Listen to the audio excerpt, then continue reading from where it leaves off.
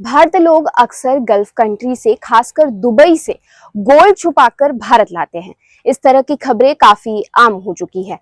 अभी कन्नड़ और तमिल फिल्मों की अभिनेत्री रान्या राव को दुबई से लौटते समय 14.8 किलोग्राम सोने के साथ एयरपोर्ट पर गिरफ्तार किया गया है, जिसकी कीमत लगभग 12 करोड़ रुपए बताई गई है। रान्या राव बेंगलुरु के कैंपेगौड़ा इंटरनेशनल एयरपोर्ट पर इस गोल्ड के साथ पहुंची थी। चलिए आज हम आपको बताएंगे इस रिपोर्ट में कि फॉरेन कंट्री से आप कितना गोल्ड भारत ला सकते हैं और उसके क्या रूल्स हैं। सबसे पहला सवाल तो यही उठता है कि आखिर इंडियंस के अंदर विदेशी सोने को लेकर इतनी दीवानगी क्यों है। इसका जवाब है कि इंडिया में गोल्ड की एक्चुअल वैल्यू पर टैक्स लिया जाता है। इसके कारण इसकी कीमत बहुत ज्यादा हो जाती है। यही वजह है कि अक्सर गल्फ कंट्रीज में जाने वाले टूरिस्ट यहाँ से सोना खरीद कर लाते हैं, क्योंकि वहां गोल्ड पर टैक्स नहीं लिया जाता। टैक्स ना लेने के कारण गोल्ड की कीमत इंडिया के कंपैरिजन में काफी कम हो जाती है और गोल्ड की यही कम कीमत सभी को अपनी तरफ मोहित कर देती है। एमिरेट्स में 5 मार्च 2025 को 24 कैरेट गोल्ड के 10 ग्राम की कीमत 83,670 रुपए थी।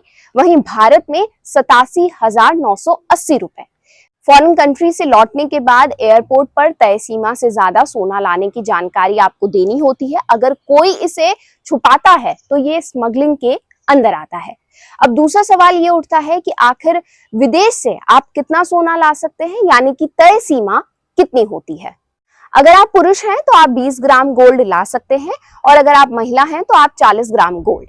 अगर आप तय सीमा से ज्यादा गोल्ड लाना चाहते हैं तो पुरुष के लिए अलग नियम है और महिलाओं के लिए थोड़े अलग।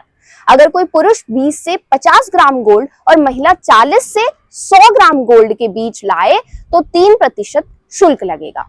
अगर कोई पुरुष 50 से 100 ग्राम और महिला 200 ग्राम गोल्ड लाई तो 6% शुल्क देना होगा। अगर कोई आदमी 100 ग्राम से ज्यादा गोल्ड ले आए तो उसे 10% शुल्क देना होगा। वहीं दूसरी तरफ महिलाओं के लिए जो ये वैल्यू है वो 200 ग्राम से ज्यादा गोल्ड लाने पर लगती है, यानी कि 10% शुल्क।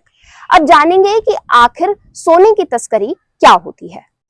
गल्फ कंट्रीज में सोने की तस्करी का सबसे बड़ा कारण यही है कि वहां सरकार गोल्ड पर टैक्स नहीं लेती है, जिसकी वजह से गोल्ड की वैल्यू कम हो जाती है।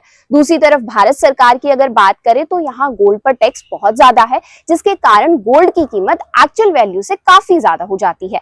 सस्ते सोने को खरीदकर भारत में बेचने के लालच के कारण तस्करी का रास्ता खुलता है।